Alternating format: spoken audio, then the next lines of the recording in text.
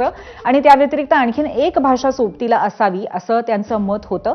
या व्यतिरिक्त 5वी पर्यंत तिसऱ्या भाषेची गरज नाहीये असं ते म्हणाले। आणि दरम्यान राज ठाकरेंच्या पत्रकार परिषदेनंतर मनसैनिक आक्रमक झालेले आहेत आणि हिंदी पुस्तकांची पानं त्यांनी फाडलेली आहेत। महाराष्ट्रामध्ये हिंदीची सक्ती चालणार नाही, मनसे सरचिटणीस मनोज चव्हाण सुद्धा आक्रमक झालेले आहेत।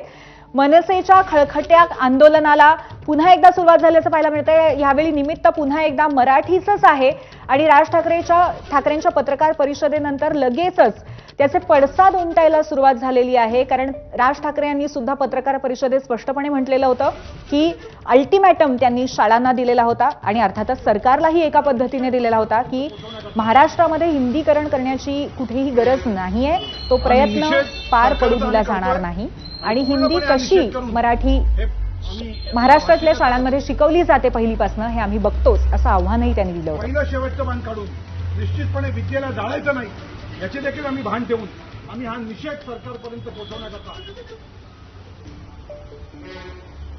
आम्ही निषेध सरकारचा आम्ही करतोय आणि पूर्णपणे हा निषेध करून हे आम्ही या भाषिकाचं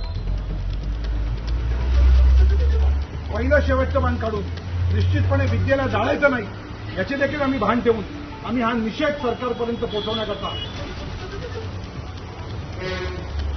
आम्ही निषेध सरकारचा आम्ही करतोय आणि पूर्णपणे हा निषेध करून हे आम्ही या भाषिकाचं पहिलं शेवटचं बाण काढून निश्चितपणे विद्येला जाळायचं नाही याचे देखील आम्ही भान ठेवून आम्ही हा निषेध सरकारपर्यंत पोहोचवण्याकरता